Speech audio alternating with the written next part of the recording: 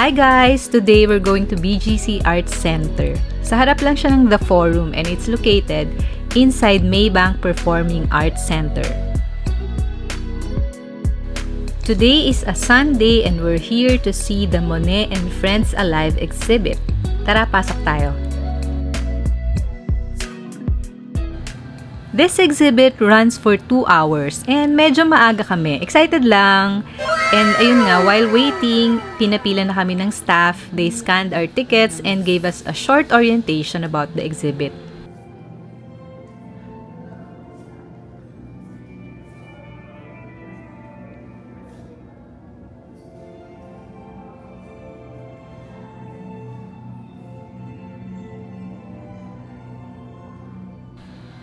The first part of the exhibit is a gallery of information about Monet and other Impressionist painters whose work we are about to see inside the gallery. Now we are about to enter the main gallery and it says here it's a multi-sensory storytelling. Pagpasok natin sa loob, makikita nyo ang ganda talaga and maamoy nyo ang bango. Amoy bulaklak, floral scent, and malalaman nyo kung bakit. Ayan na. Good afternoon. Wow! O, diba? Ang ganda ng mga paintings. So, mga paintings ni Monet on flowers, garden, nature. So, ang bango talaga, amoy flower. And with classical music, relaxing music, which adds to the experience of the exhibit. Ang ganda naman dito.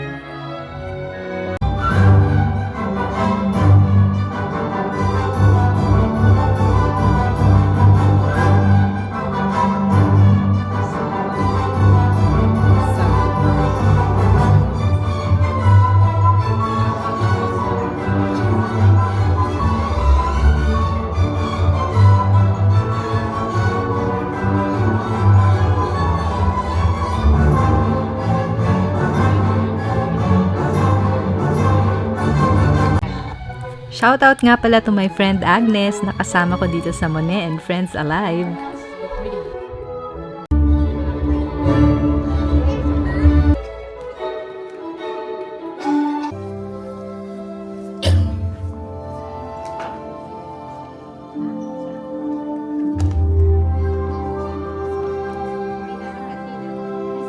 I think it's best to visit here on a weekday para lesser people. Kasi ngayon, it's a Sunday, maraming tao, may mga families, may mga bata. And kung gusto nyo ng mas peaceful and quiet na atmosphere, sa tingin ko, mas okay yon pag weekday during office hours.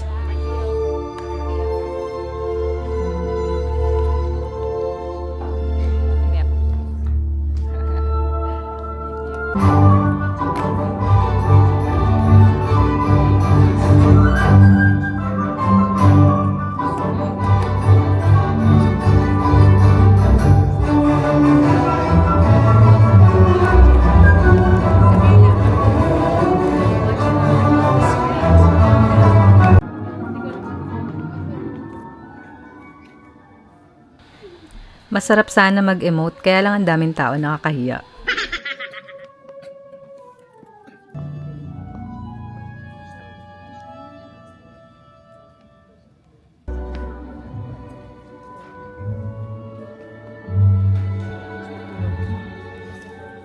The multi-sensory gallery runs for 47 minutes on loop. So, uulit lang siya after 47 minutes. You can actually watch it twice and you still have enough time to visit the other parts of the exhibit. Kasi 2 hours naman yung pass mo. As long as you arrive on time, so meron kang 2 hours to go around, meron ka pang enough time to take pictures and videos. Basta wag mo lang i-video yung buong 47 minutes na loop. Bawal yun.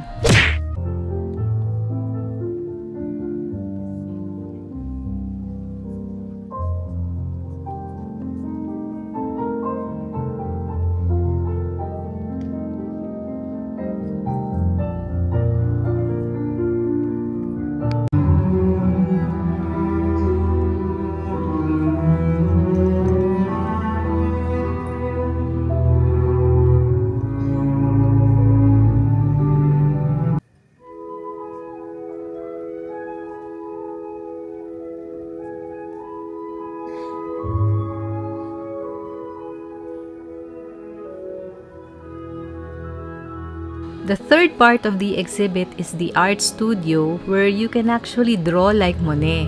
Wow! So ayan, pwede ka mag-drawing dyan. There's a monitor with a video teaching us how to draw. Pwede nakaupo, pwede nakatayo. And then provided na rin yung paper, pencil, and eraser. Siyempre, sinubukan din natin yan. Oh, ganda ba ng drawing ko?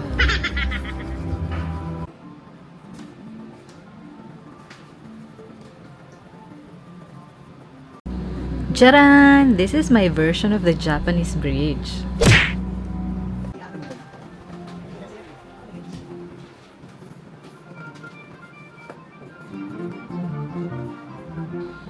You may hang your artwork here when you're done or pwede mo rin namang i-take home. Now we are entering Monet's garden. Ayan o, ang ganda dun sa floor. May mga flowers. Tapos dito din sa curtains. Ang ganda.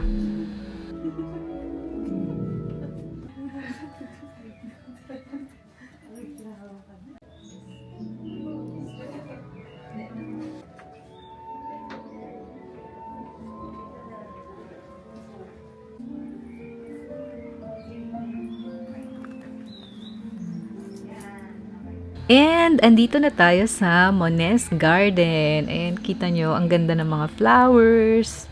Tapos, maririnig nyo pa, may mga sound ng birds. Tapos, mabango pa din, amoy flower. And, ang ganda talaga dito, guys. Ang sarap mag-picture.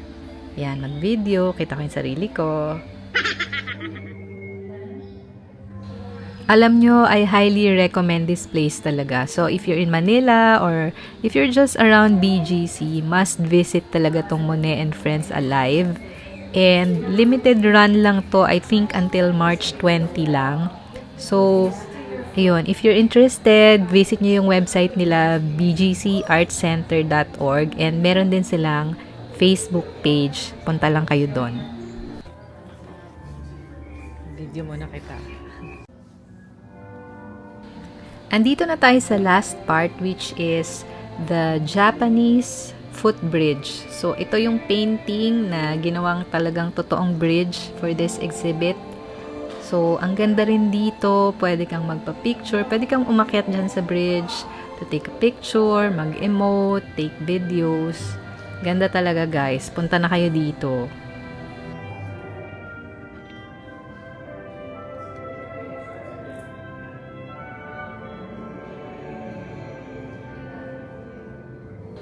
Before you exit the building, meron silang mga merch for sale.